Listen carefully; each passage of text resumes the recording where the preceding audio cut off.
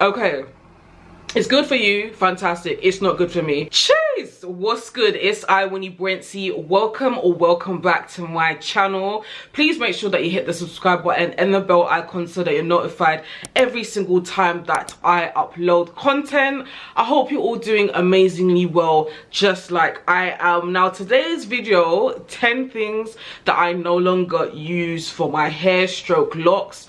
The reason why I decided to make this video is because I've noticed that quite a few of you in my comment section always ask me, Winnie, do you still use X, Y, and Z? I no longer see you talking about it. Or Winnie, if you don't use X, Y, and Z anymore, why is that? So I thought this would be the perfect opportunity for me to basically let you guys know what I no longer use, or at least 10 of the products that I no longer use and the reason for that. First one we're gonna get into is Osmo Detoxify Shampoo.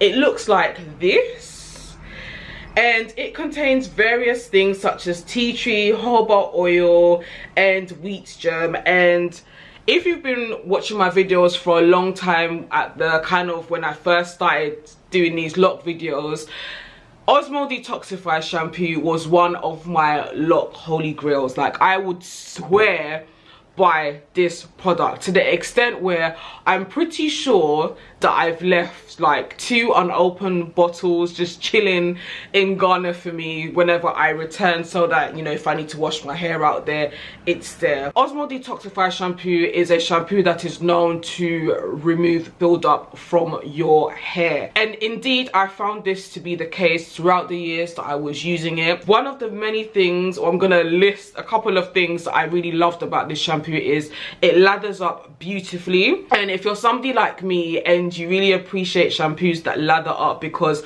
I don't know if it's a psychological thing, but in my head it's like if it lathers up well, then it's really doing what it needs to do, even though I know full well that isn't the case. It smells great. When you use it, it doesn't have your hair feeling all dry and crispy, and I just found it to be very useful. And again, it removes buildup very well. The reason why I've stopped using it is because I have seborrheic dermatitis, stroke dandruff, and I found that Osmo Detoxify Shampoo wasn't very beneficial in regards to combating that issue. Next products that I'm going to talk about, and I'm smiling because this is actually the product that I get asked about the most, MCT Oil.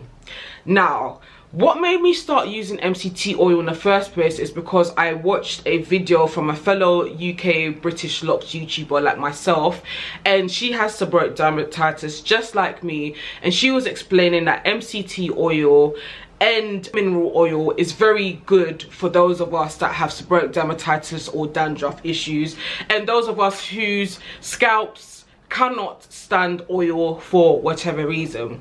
So I gave MCT oil a try because of that, and obviously I'd done research, and a lot of people had, you know, been talking about how healthy it is. Some people use it to cook for their keto diets, amongst many other things. Now, when I first started using MCT oil, one of the things that I really appreciated was the fact that it didn't have any smell, so there was no fragrance whatsoever.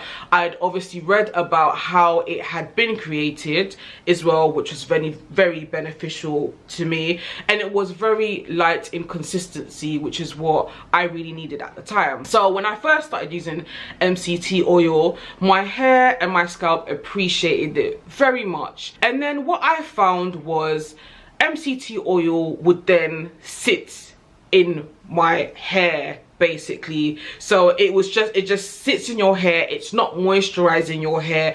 It was starting to make my hair feel very dry and brittle. So I thought, hell no, gonna stop using it, and that's exactly what I've done. Third products that I no longer use is coconut oil. Now, coconut oil was my absolute holy grail. I was using it for a good couple of years, good solid couple of years.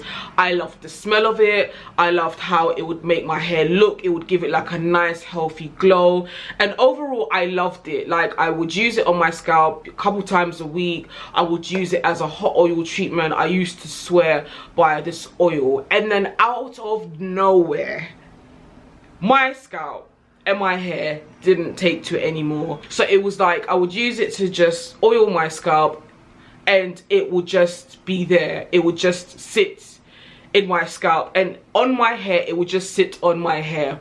It wouldn't be moisturizing, it would just sit on it, and in turn it had my hair feeling so dry, so crispy. It just felt so awful to the extent where my hair actually started to thin out. Fourth product is jojoba oil. Now this oil I tried many years ago because a lot of people had basically recommended using it for the summertime because of the fact that it is light in consistency and it absorbs into your hair well.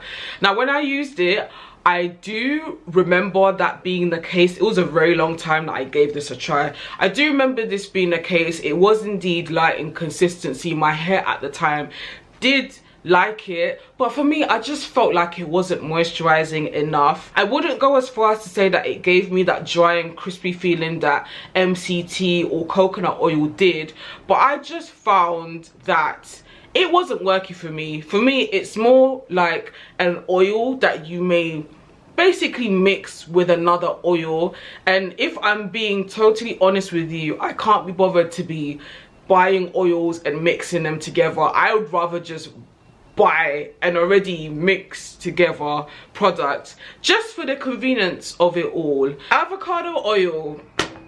This is an interesting one. Now, I love avocado oil for a variety of reasons. Avocado oil is exceptionally healthy. I find that if you're looking for an oil that is, it is a bit on the thick side, I can't lie, but if you're looking for an oil that, for example, helps to promote hair growth, is a somewhat of an alternative to castor oil. I wouldn't say it's an 100% alternative to castor oil, but it is less sticky compared to castor oil. Then avocado oil is absolutely the way to go. The reason why I stopped using it is simply because I just found that it wasn't working for me. Now, black seed oil is an oil that I initially gave a go because I wanted to consume it orally. At the time I was having sleep issues and I had read that consuming it that way, I think it was a teaspoon or 2 teaspoons before you go to bed, about an hour before you go to bed, really helps to aid with your sleep.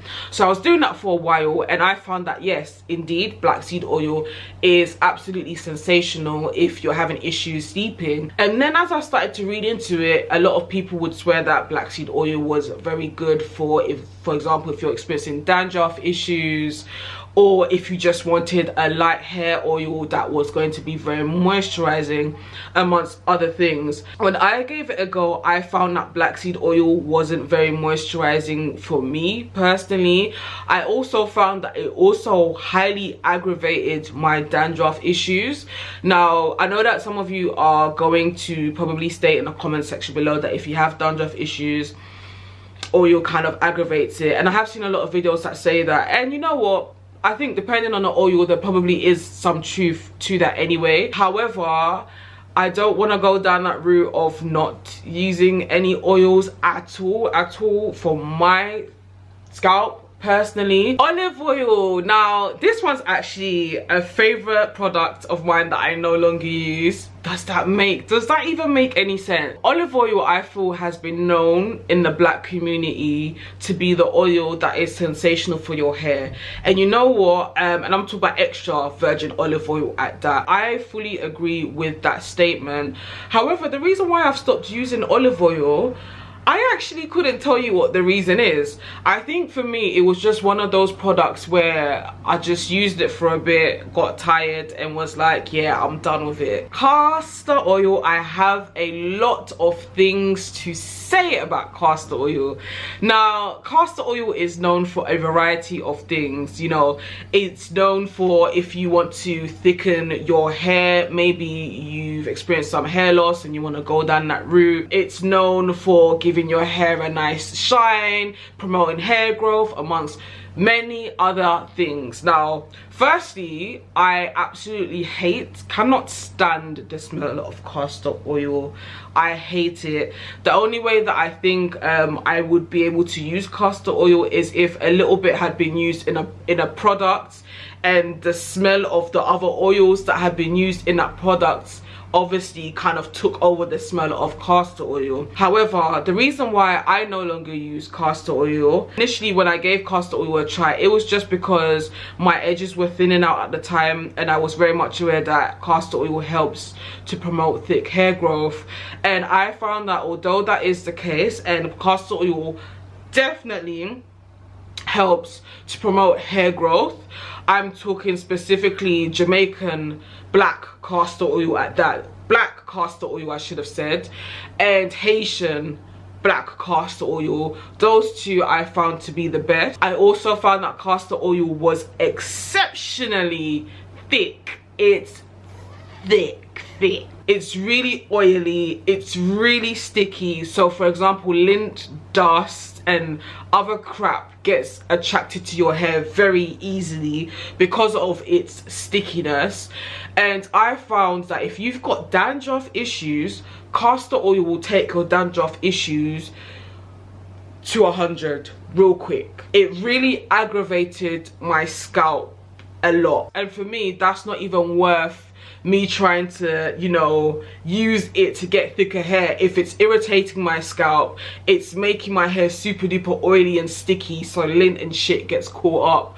Castor oil gets an absolute hell to the no from me, to the extent where if people kind of message me and, you know, talk about natural products that they want for me to try, I always ask them, does your product contain a lot of castor oil? If the answer is yes, then I'm very sorry, I'm not gonna be able to give it a try, because I know my scalp is not gonna take to it whatsoever. Second to last product that I no longer use is Dr Bronners. Now this product in particular is a very interesting one for me, because I'm not gonna lie, I tend to see some comments that kind of irritate me, I'm not gonna lie, because I feel that people kind of forget that different things work for different people.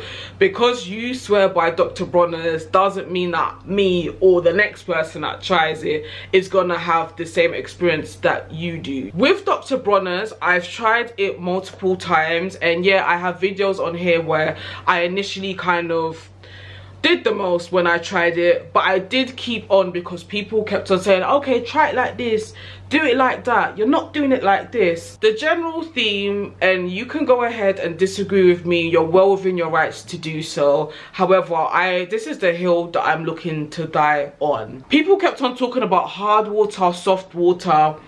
I don't know if my water's hard or whatever, but what I found is when I use Dr Bronners, it leaves an annoying filmy crap all over my locks and all over it that is very hard for me to take out. And I've expressed this on so many of my comments when people are telling me, oh, you're doing it wrong, oh, this person says it great. Okay, it's good for you, fantastic, it's not good for me. As somebody that wears locks, I don't want to use a product that has film all over my hair every single time that I use it. It's annoying, it's infuriating. People kept on saying, oh no, it's just the build-up that's in your locks that it's bringing to the surface. Okay, that's cool. If I have build-up in my locks, I will continue to use baking soda, apple cider vinegar, where I don't have to deal with the cling film in my hair. It's irritating. What I will say about Dr Bronners is, one thing that I did really value about them is all of the products that are used in it is all natural, so it's not going to do things like irritate your scalp amongst many other things. You can use it for, I believe it's got 18 uses, so you can use it to clean, you can use it to shower, stroke bath with, you can use it to wash your clothes with. There's so many things that you can use it for. Last but not least, this is an interesting one because as you guys can see, I currently have my hair in a lock style. If you haven't seen it in my last video, this is how it's looking like. I've had it in for coming up to 3 weeks, and I'm gonna be taking it out in a couple of days soon.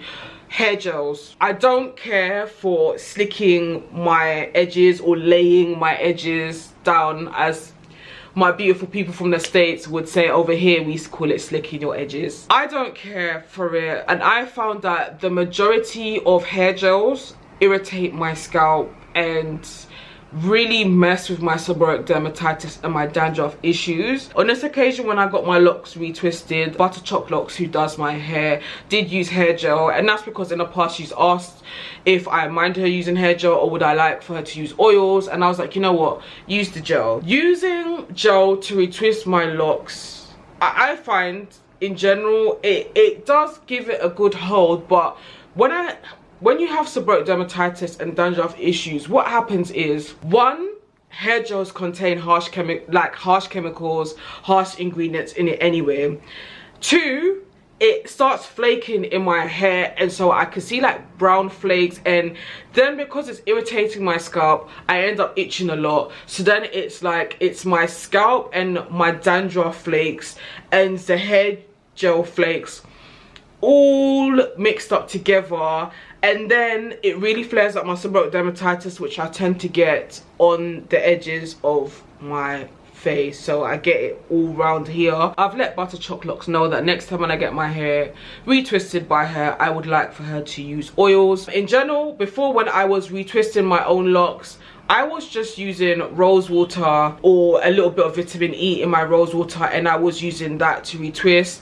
And there was a stage when I was using I believe is a brand called Lakewood aloe vera gel to retwist, and that was absolutely fine. But hair gels, not gonna be using it anymore. I'm not gonna allow anybody to put in my hair. My edges, you guys can see, like, my edges are out here. I don't believe in this, oh, I always need to be laying down my edges and having this slick manicured look. Me personally, as a lock wearer, as a natural hair wearer, it's not necessary. To me, it doesn't make sense, but again, each to their own. So we've come to the end of this video. I hope you enjoyed this video. If you have any video suggestions for me in the comment section below, please feel free to share them with me.